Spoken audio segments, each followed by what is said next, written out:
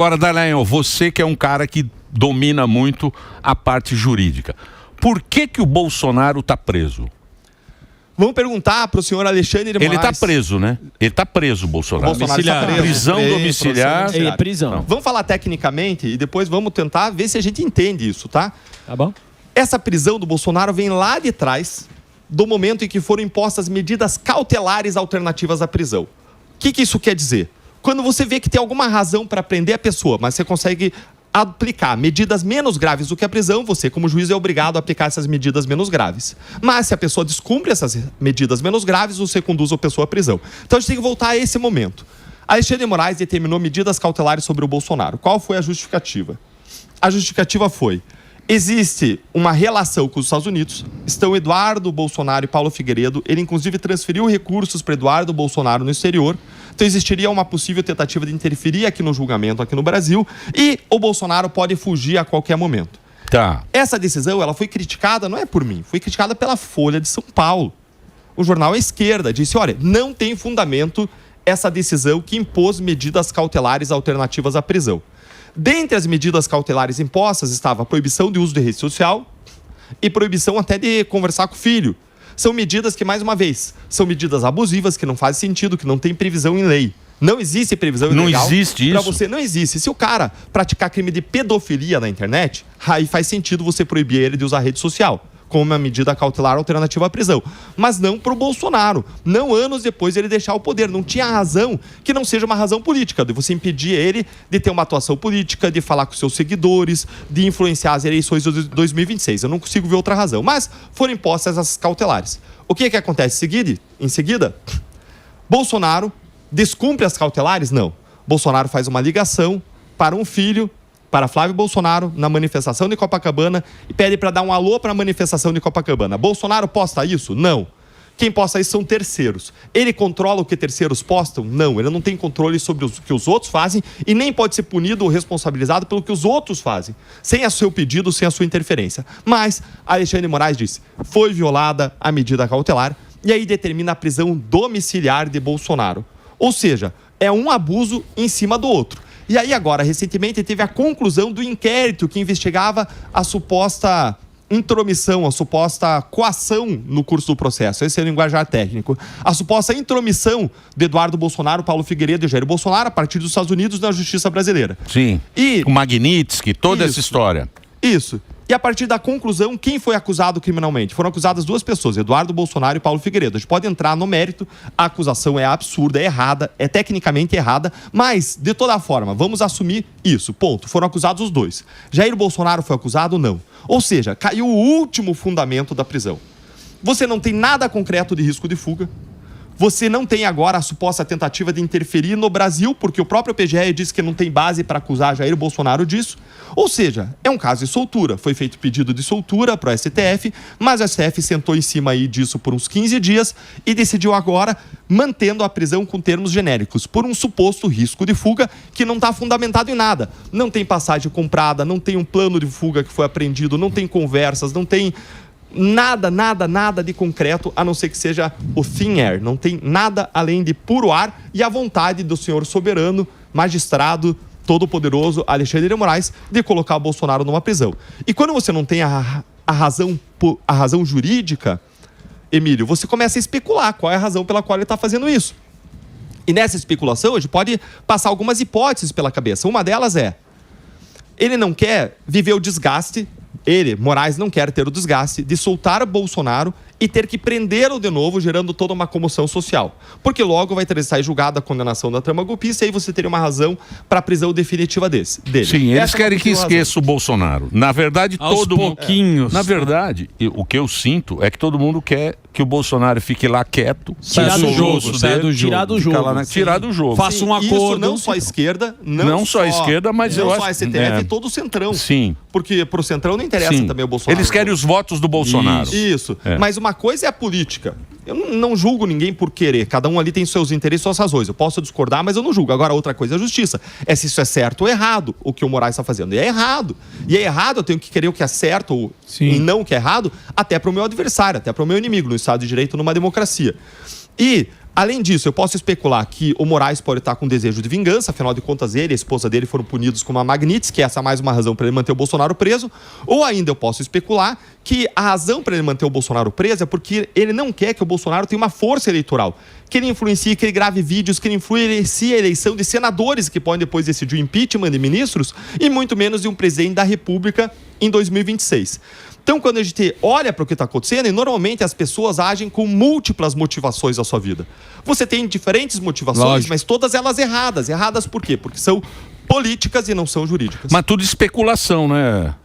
É tudo especulação. Mas o que a gente tem certeza?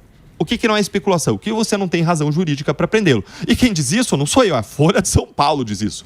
Alguém à esquerda. Então é absolutamente insuspeito. Não tem.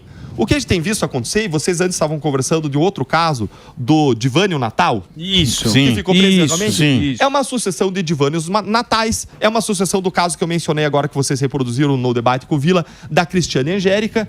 Até o Fernando Gabeira, que também é um jornalista à esquerda. Você não precisa ser de esquerda e direita, você precisa ser honesto. E o Fernando Gabeira, honestamente, examinou um outro caso, de uma outra personagem, chamada de Leca. Esse era o apelido que ela usava. Ele fez uma coluna mostrando como a Leca está presa, sem oferecer risco nenhum à sociedade, sem ter nenhum antecedente. Ela nem estava no 8 de janeiro, porque o ônibus dela quebrou, ela chegou no dia 9 de janeiro. E aí, o que aconteceu foi que ela foi sujeita a uma série de restrições, de medidas cautelares, medidas restritivas, só que ela tem vários gatos, o casamento dela foi pro beleléu, ela precisava trabalhar, ela saiu de casa para trabalhar, saía e voltava, alguém fotografou ela saindo de casa para trabalhar, juntou a prova nos autos, e o que aconteceu? Sem oferecer nenhum risco para a sociedade, ela está há meses presa. E aí o Fernando Gabeira disse: olha, Alexandre Moraes, eu não sou juiz do mundo, mas, por favor, olha para essa situação.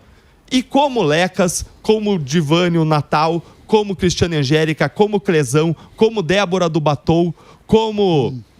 tem vários outros casos. Lá ele. Vários outros casos, a gente tem inúmeros desses casos. E cada dia surge um. Isso materializa os abusos. E abusos têm consequências. Abusos têm consequências na vida daquelas pessoas que estão perdendo as suas vidas. Tem outro caso de uma pessoa que ficou surda na cadeia. Surda não, desculpa, cega na cadeia. Terrível. Ele passou a ter colesterol alto e depósito de colesterol na retina, no olho, e perto do nervo óptico, alguma coisa assim. Não sou médico, mas foi o relato que eu li numa decisão. Sobre isso, até o Barroso, né? Ele falou, o que você acha que existiu um exagero? Até o Vila, quando ele vai contra-argumentar, ele fala que teve um exagero. Não, então, todo mundo viu. Todo mundo consegue falar e voltar atrás e falou que teve um exagero. Só para pegar dos ministros agora, como o Sam trouxe a notícia que o Marco Rubio, que é a esperança tanto da direita, vai se encontrar agora, né, com o ministro, tirando o tarifaço. Você acha que os ministros do STF estão preocupados com a Magnitsky ou não? Porque Barroso pediu agora a aposentadoria, falaram que a Carmen Lúcia, né, o Morgado me trouxe ontem, e outros ministros estão com essa posição, porque vão precisar julgar de novo o Bolsonaro. Sim, e mais exposição para esses ministros. Não quer tomar na cabeça. Sim. O que você acha? Embora você tenha tirado a questão do tarifaço, acho importante dizer que nós somos contra o tarifaço. Eu não vejo por que um cafeicultor, uma pessoa que tem uma fábrica de imóveis, um trabalhador da fábrica de imóveis lá do Paraná, tem candidato, que sofrer as consequências. Pré-candidato ao Senado. Pré-candidato ao Senado, importante. Porque eu tô falando do pessoal do Paraná, né? Olha só. Você é o quê? Senado? Pré-candidato ao Senado. Ou a deputado ou a Senado. Lá, recentemente, as pesquisas os colocaram como líder das pesquisas, mas a minha visão é a mesma desde que eu vim aqui pela primeira vez aqui no Pânico com vocês. Minha visão é de um cristão que está aqui para servir, para lavar pés, seja onde for mais útil. Eu quero servir seja como deputado, porque aí eu agrego para o time do Novo, o nosso partido, para passar a cláusula de barreira, porque a grande lição da minha cassação, Emílio, foi: o Mandurinha não faz verão sem bando. Se nós queremos mudar o Brasil, a gente precisa formar time. Eu tenho viajado o Brasil, buscado desenvolver lideranças, ou ir ao Senado, porque a gente precisa de um Senado forte para fazer freio aos abusos do STF. E aí, então, primeiro, nós somos contra o tarifaço. Agora, nós somos a favor das punições individuais dos ministros que abusam. É legítimo qualquer pessoa ir ao exterior ou ir aonde for, como o Lula fez, como a turma do Lula fez, denunciar abusos que acontecem no Brasil, e é uma decisão soberana dos Estados Unidos decidir punir ou não os ministros do Supremo Tribunal Federal. Não tem nada de errado no que Eduardo Bolsonaro e Paulo Figueiredo fizeram. São lutas lícitas e legítimas. Eles não deveriam estar respondendo a uma ação criminal, um processo criminal por conta disso. E aí você me pergunta, os ministros estão preocupados? Eu tenho certeza que estão preocupados. Eu acredito até que o adiantamento, a antecipação da aposentadoria do Barroso é diretamente decorrente disso. Porque o Barroso ele tem uma vida acadêmica Harvard, né? Estudou lá. Muito ativa. Ele família, sempre filho. isso. Ele tira sempre um período sabático todo ano. Ele vai para Harvard, passa um tempo lá, ele palestra em Yale. Ele tem familiares lá. E eu acredito que isso tem a ver com a vida familiar e com o futuro que ele quer ter. Quando você olha para os outros ministros, saíram boatos agora na imprensa de que alguns já estão cogitando também antecipar suas Pular do aposentadorias. cavalo. Porque vai ter mais uma exposição. Sair do barco, exatamente. Pelo Vou ter que claro. votar de novo, né? Sim. Pelo Então, risco mas, de uma punição. mas diz que vão votar e o Bolsonaro encana. É. Diz que não tem como livrar Não, o mas tem- Bolsonaro. mas Vai ser final do ano agora, Então, né? mas que vai tem ser os ministros- embargos lá. Eu sei que a votação ela já está completamente, né, o número maior, mas tem André Mendonça, tem outros votos que podem ou não. Não pode Não, mudar. tem 2 votos. 2. Mas isso muda alguma coisa? Primeiro vem os embargos de declaração, que vão Isso. ser julgados pela própria turma. Depois vão ser, eventualmente, cabíveis outros embargos para ir levar a questão para o plenário. Agora, do modo como o Alexandre de Moraes conduziu esse caso, eu nunca vi ser conduzido um caso no Supremo Tribunal Federal. Veja, no mensalão foram 2 anos só para avaliar o recebimento da denúncia. Opa. Processo foram aí quase 10 anos de processo criminal. A gente viu esse processo ser conduzido em menos de 1 ano. Eu nunca vi isso. No caso dos A corruptos velocidade, da Lava né? Jato, A velocidade. nunca aconteceu nada parecido, uma velocidade dessa. Então, com essa velocidade, eu acredito, Surita, que realmente ele pode vir a ser punido e preso esse ano. Embora, pela lógica do Supremo, isso fosse altamente improvável. Isso não é o comum de acontecer. Nunca acontece assim no Supremo.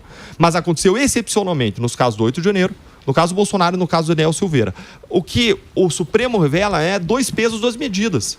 Quando você tem lá um cara lá que faz rachadinho, o Janones, aí passa a mão na cabeça. Exatamente. Persecução criminal. Deixa pra lá. Agora, a direita, ela está sendo subjugada. Eles têm um plano, eles têm uma guerra. E é uma guerra que vai para além da política. É uma guerra que diz respeito à vida pessoal deles.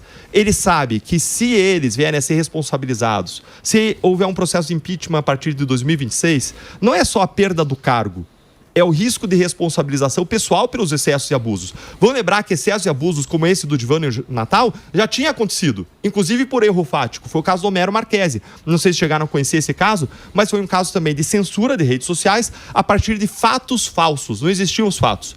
Aí, esse deputado estadual do Paraná, Homero Marchese, entrou com uma ação na Justiça Federal do Paraná, pedindo uma indenização e o juiz deu a indenização para ele. Sabe o que aconteceu? Alexandre de Moraes avocou os autos para o Supremo Tribunal Federal, cassou a decisão e mandou investigar o juiz que tinha exercido sua independência judicial. Eles que prezam pela independência judicial, né?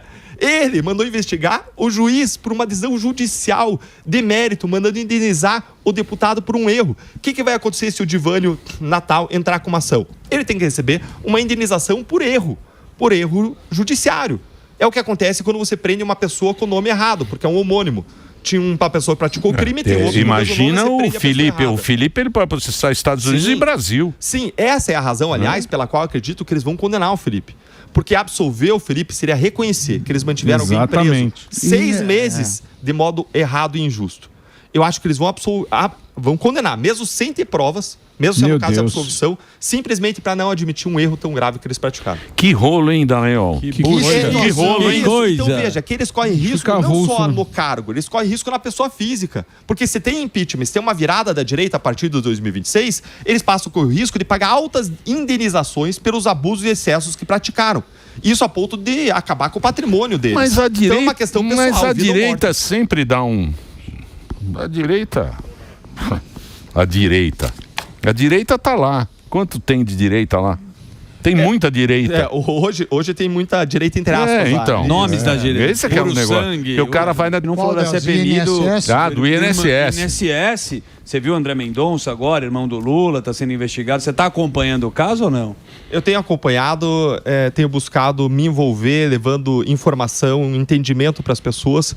Eles tentaram nos calar, Daniel, pelo meio da cassação. Certo. Agora, o que aconteceu foi o reverso. Hoje a nossa voz, ela se ampliou de um modo que eu jamais poderia imaginar. Pra você ter ideia, nos últimos 30 dias, nossos posts receberam coisa de 150 milhões de visualizações. Caramba.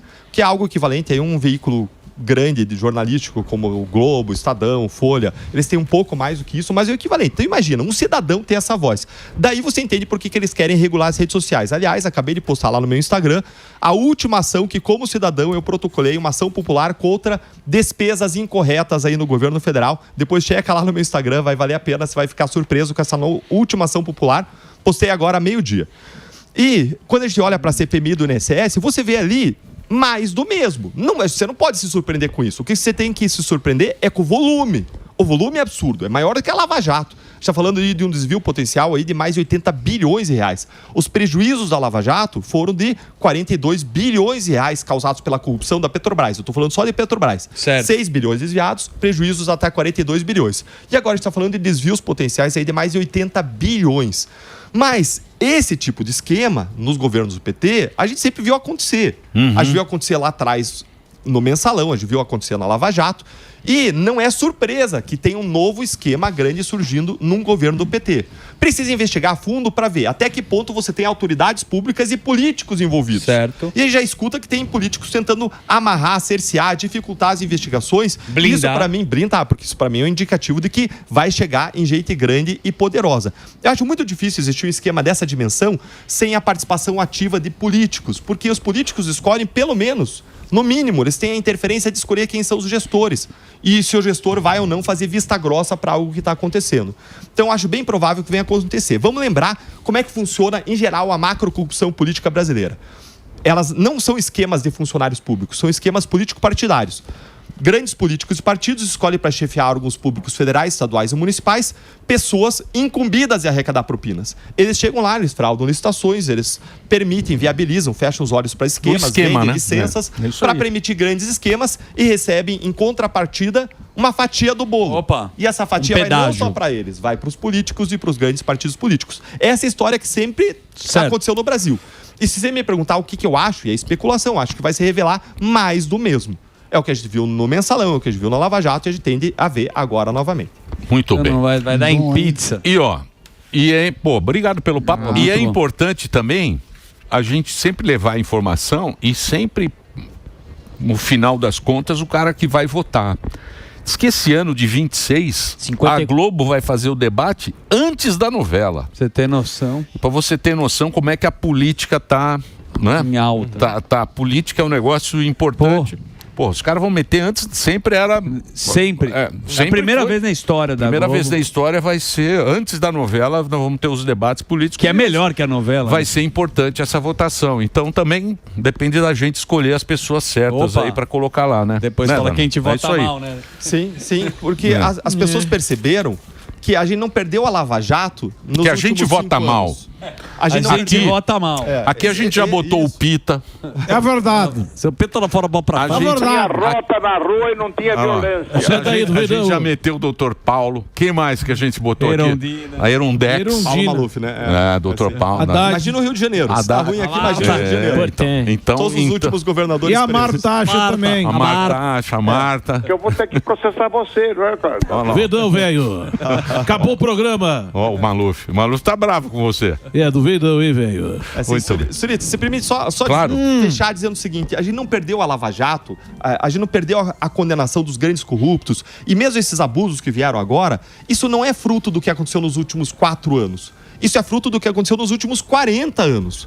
Deles terem invadido a política, os corruptos, os fisiológicos, e uma visão equivocada de mundo, a visão de esquerda, que gera maus incentivos na sociedade, invadiram a política. Eles invadiram as universidades, eles invadiram o jornalismo. 80% dos jornalistas se declaram como de esquerda, Sim. quando na sociedade 29% das pessoas se declaram de direita e só 15% de esquerda. Então é inverso, tem lá 80% dos jornalistas e só 4% se declaram de direita, 80% de esquerda. Eles invadiram as artes, eles invadiram o Supremo Tribunal Federal com as nomeações feitas pelo PT. Então, quando os grandes corruptos escolheram os ministros, é claro, é evidente o que vai acontecer. Que esses ministros vão livrá-los dos seus grandes Claro. problemas. Claro. Essa é a realidade. Então, ano que vem é absolutamente essencial.